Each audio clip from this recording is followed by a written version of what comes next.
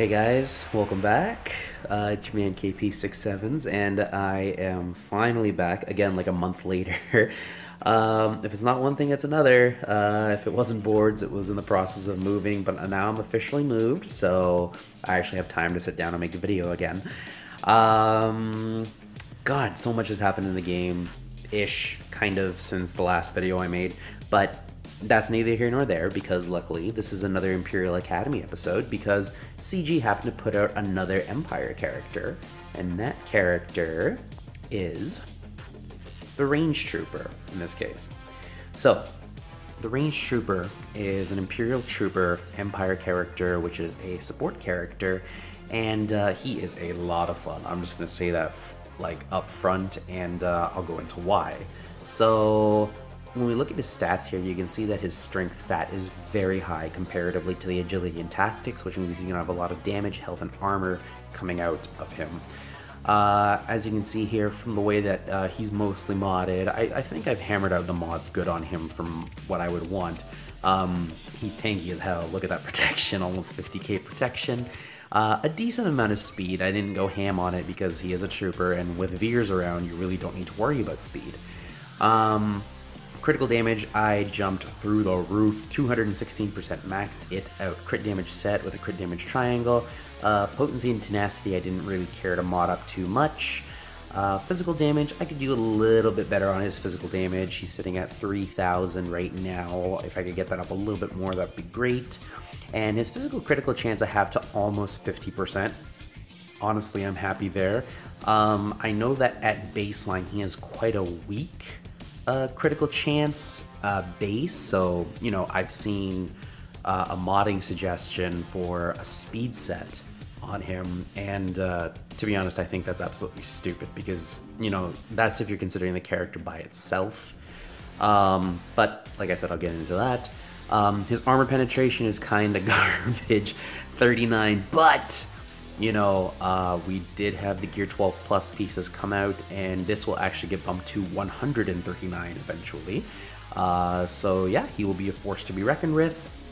He has a decent amount of armor, 37% here, and special stuff, which is special, I suppose. So, with respect to his gear is, it's one of those annoying kinds of gears. He is actually going to need 6 Carbantes, guys. 300 Carbante pieces, 6 Carbantes. He's going to need 5 stun cuffs. He's going to need 3 stun guns, so 3 of those Carbantes go into stun guns. He is a bit of a pain to gear. But that being said, he's well worth it. You know, obviously I wouldn't regret investing gear into the Range Trooper, but yeah, there's a lot in there that makes him tanky, but as a result, he eats up a lot of good gear, so stock up if you're interested in him.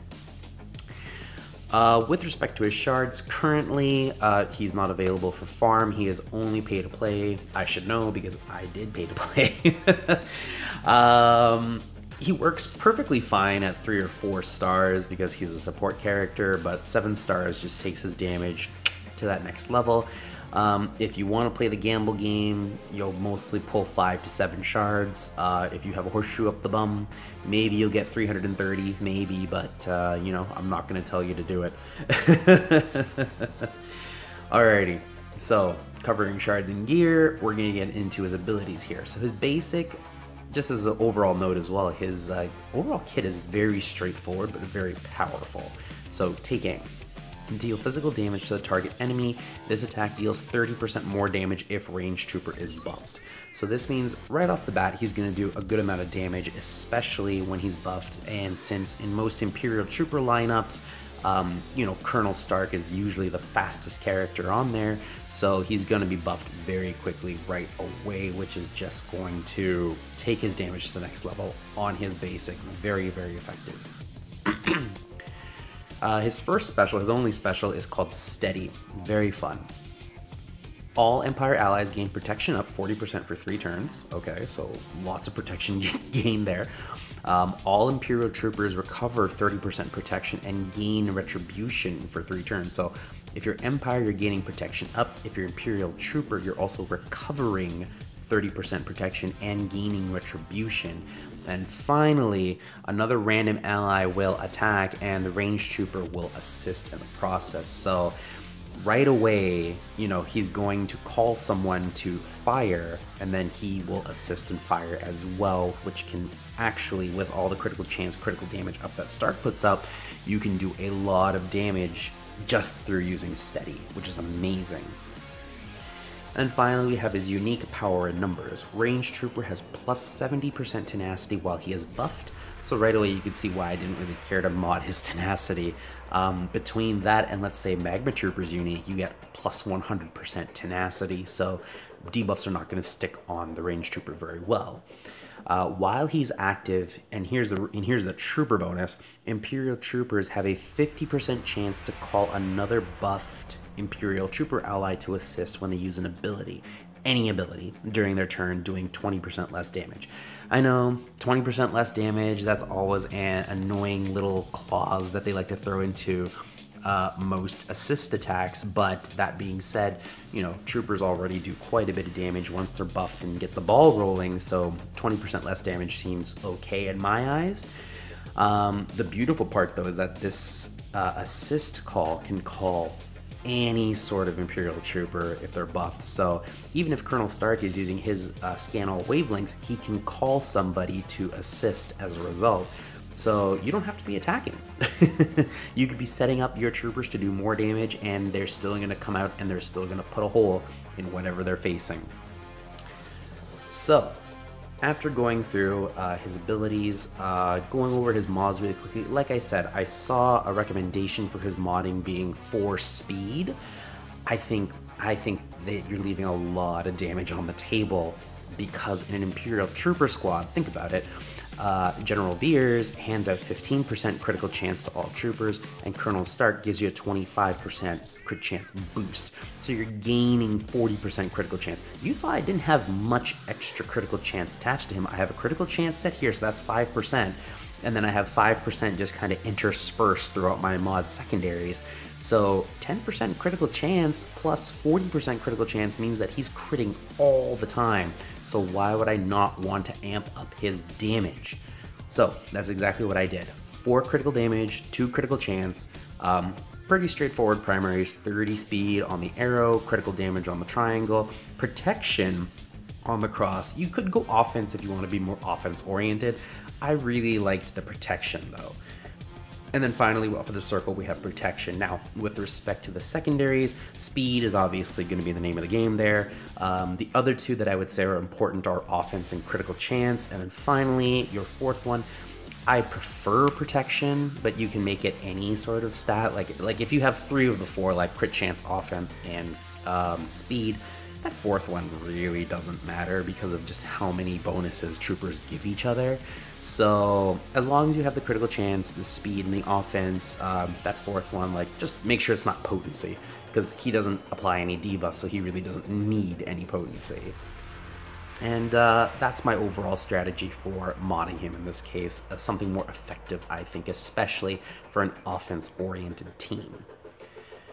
So, final thoughts on the Ranged Trooper here. Ranged Trooper is very, very, very useful in an Imperial Trooper squad. He just takes it to the next level and they just wipe the floor with their enemies with the number of assists that they can do.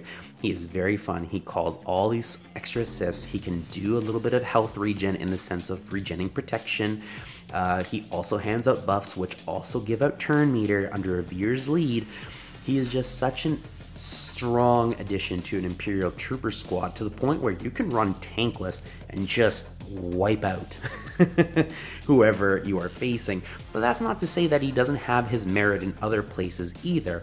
I have run him successfully in a TW squad with Gar Saxon lead because Gar Saxon gives counter chance. And if an Imperial Trooper is going to counter, guess what? You have a chance to call an assist.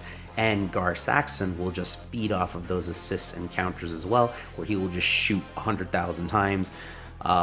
It's a lot of fun to actually watch, guys, and if I get a chance next TW, I'll be sure to just take a video of it, just like a fun, it's just a fun random offensive team. Strong Phoenix just get torn apart with this as long as Zeb isn't doing his thing. And he's really just a lot of fun, guys. I have had quite a bit of fun using him in different PvE content. PvP wise, he's also been shown to be quite useful against Emperor Palpatine teams. Traya teams, that would be a little bit more problematic, but you know, what can I say? He is a lot of fun, and I'm really glad they put him in the game. Alright guys, that concludes this review. I hope you liked it. If you did, please go ahead, leave a like on the video. Leave a comment if you feel like there's anything I could improve on. Once again, I am back. So let's get my subscription count back up there, I guess. If you want more videos, obviously subscribe. Hit the notification bell so you get notifications so you can watch this. I'll try to keep these short. I'm not doing so right now, but I'll stop myself right there. Have a good night, guys.